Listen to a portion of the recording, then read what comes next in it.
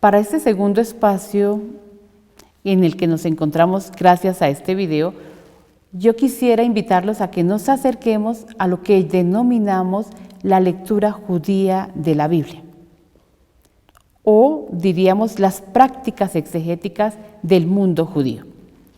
Desde hace varias décadas, los exégetas han resaltado la importancia y la necesidad de acercarse a otros métodos de estudio bíblico diferentes del método histórico crítico. Ustedes saben bien que también tratamos de profundizar muchísimo en la parte narrativa de la Biblia. Pero hay otros acercamientos, como son el acercamiento desde el canon bíblico. Se llama un estudio desde la tradición canónica.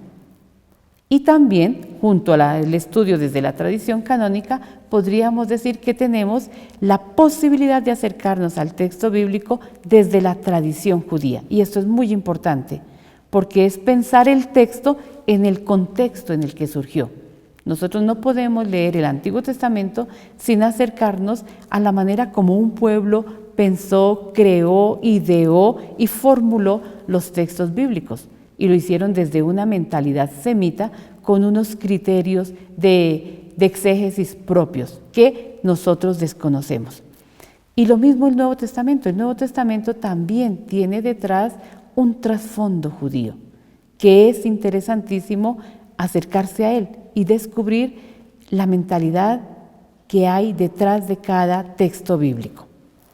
La lectura judía, o también es llamada rabínica de la Escritura, nos permite acercarnos de manera particular al método midrashico, o midrásico pueden encontrar ustedes. Yo en mi caso lo llamo midrashico, que vendría a completar los métodos tradicionales, que no agotan la interpretación de la Biblia.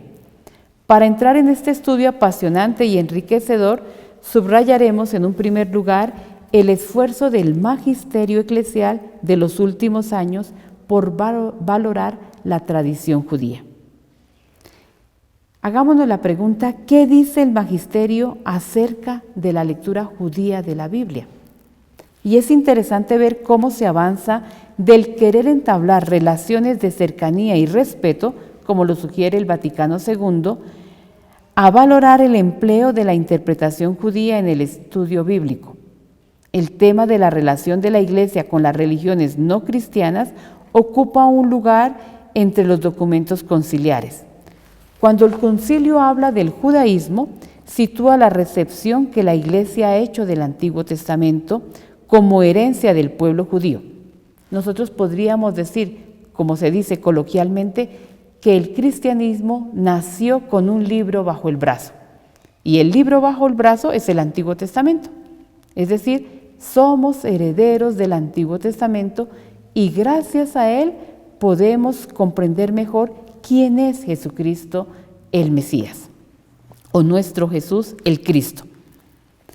El Antiguo Testamento es una herencia del pueblo judío para nosotros, y la declaración conciliar Nostra Aetate invita a no olvidar, como dice San Pablo, que la Iglesia se nutre del buen olivo en que se han injertado las ramas del olivo silvestre, que son los gentiles.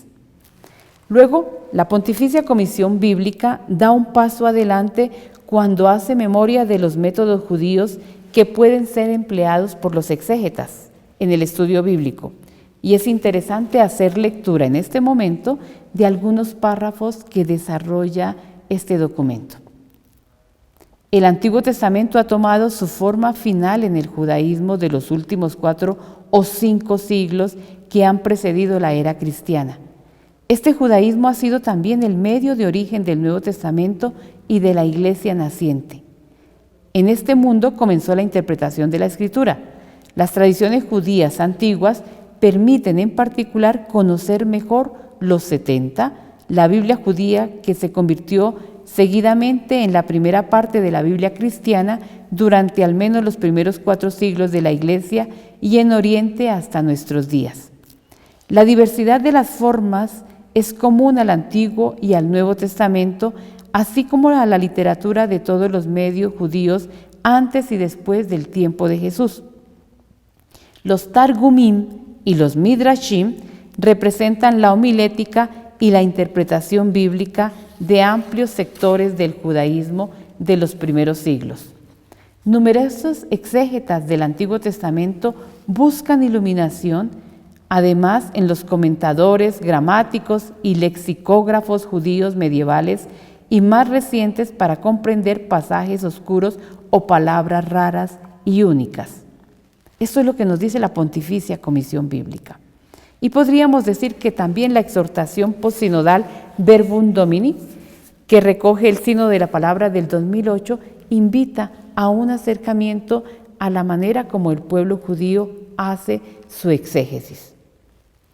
Pero surge la pregunta, ¿qué se entiende por métodos de interpretación judía? Y ante todo hay que decir que es una manera original y propia de leer e interpretar la Torá, lo propio del pueblo judío. Y dentro de esta podríamos decir que encontramos el Midrash. El Midrash sería esa forma concreta como el pueblo judío hace interpretación, hace hermenéutica bíblica. El Midrash es la expansión de un texto bíblico expresada como una nueva historia.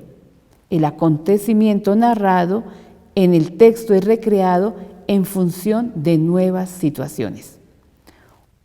Podríamos decir nosotros que sin el Midrash, el pueblo judío no se permite hacer interpretación. También el Midrash nos ayuda a entender el Nuevo Testamento, porque para muchos estudiosos el Nuevo Testamento es un Midrash del Antiguo, es decir, una interpretación de los textos que ya han sido contados o narrados en el Antiguo Testamento. Y existen muchas técnicas para elaborar y estudiar los Midrashim en plural. Midrashim en plural, Midrash en singular. Dentro de estas técnicas yo voy a permitirme enumerar algunas que pueden ser muy útiles. Recuerden bien que dentro del módulo de estudio ustedes van a encontrar algunos enlaces que los llevarán a textos concretos para el estudio de la exégesis judía. Y también van a encontrar algunos libros en la bibliografía que van a ser muy útiles para quienes se interesan de manera particular en la exégesis hebrea, en la exégesis judía. Entonces, ¿cuáles son esas técnicas para abrir el sentido de las palabras en la lectura judía de la Biblia? La primera de ellas que quiero enumerar es la anfibología. Anfibología, recuerden esa palabrita. Una palabra clave y que nos indica que una expresión o un término puede tener varios significados. ¿Sí? Una palabra lleva en sí varios significados que ayudan a interpretar el texto desde diferentes miradas de fe. Los sabios judíos invitan a no quedarse con un solo sentido o con un solo significado, sino a buscar más de un significado en las palabras, para darle equilibrio a la escritura. Y resulta interesante porque así las traducciones pueden hacerse también de manera más sugestiva, más llamativa. Un segundo elemento es la atención a las palabras apax. Esa palabrita quiere decir un término único que aparece en la escritura, o mejor podríamos decir cuando una palabra aparece solo una vez en todo el texto bíblico. Y eso es interesante porque hay que investigar de dónde proviene esa palabra y por qué esa palabra fue introducida allí. Y ahí nos encontramos con cosas interesantísimas. Se dice que hay más o menos 200 apax en la Biblia, palabras únicas, palabras que solamente son puestas en el texto bíblico una vez. Luego nos encontramos con una tercera técnica que es la gematría, o gematría dicen algunos, que consiste en el valor numérico de las palabras. Esto es muy importante en la hermenéutica judía. Toda palabra en hebreo, como en griego también, tiene un valor, porque las letras hebreas son al mismo tiempo los números del pueblo hebreo.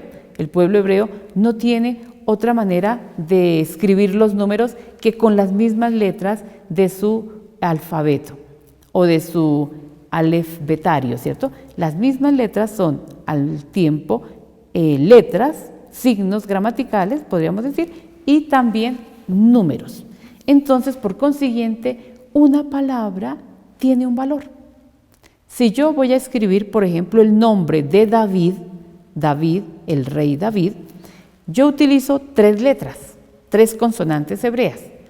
Utilizo una Dalet, utilizo una Vav y de nuevo una Dalet.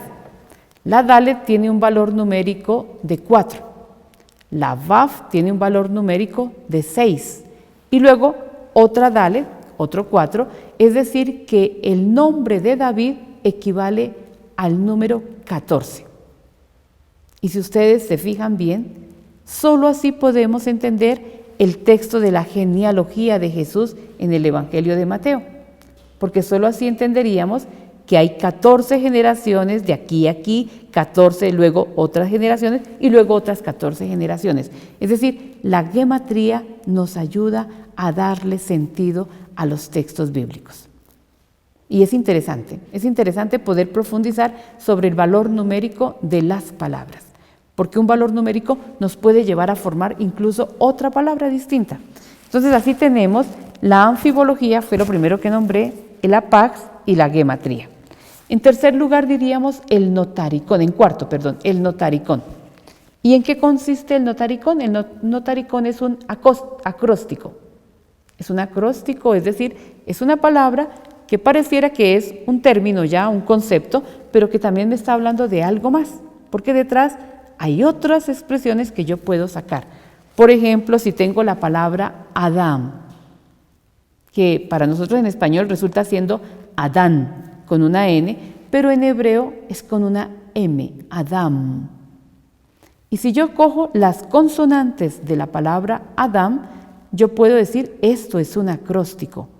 La A de Adán, la Dalet o la D de David y la M final de Mesías. Así yo puedo decir que el Adán es rey como David y es el Mesías. Es decir, puedo hacer toda una interpretación de la palabra Adán.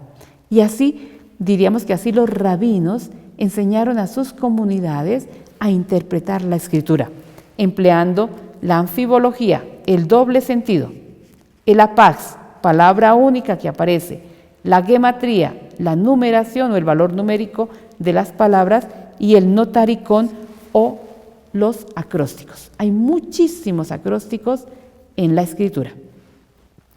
Resumiendo, podríamos decir que la Escritura no pide ser explicada, sino interpretada, y que tanto los autores que la han escrito como los rabinos que la han transmitido no tienen nuestra mentalidad y no se pronuncian sobre el plano científico. Es decir, una exégesis bíblica desde la tradición judía no se parece a lo que nosotros hacemos desde los métodos histórico-críticos. Es de otro nivel, es desde otra perspectiva que se realiza. Su inquietud, la de los rabinos, la de los intérpretes, es la de dar sentido y dar significado a las palabras. La Biblia se interroga sobre el significado de la existencia. Por lo tanto, interpretar la Torá o interpretar la Escritura ha sido desde siempre la esencia misma de la vocación judía en el sentido musical de la palabra Torá, sinfonía sagrada, en la que cada generación de maestros, eruditos y simples fieles dan su interpretación. La interpretación judía abre al lector cristiano a un universo nuevo que permite descubrir que hay 1000 puertas para entrar en el texto que se hace palabra de Dios. Son tantas las puertas para entrar en la Escritura como las palabras que ella contiene. Cada una abre una puerta y nos lleva al mismo destino, el encuentro con el Señor, con nosotros mismos y con la comunidad. No se pueden entrar por todas las puertas a la vez, hay que escoger una y entrar por ella. Las otras se abrirán progresivamente. Así que todos estamos invitados a entrar en la Biblia dejándonos tomar o dejándonos atraer por la manera como el pueblo judío la interpreta.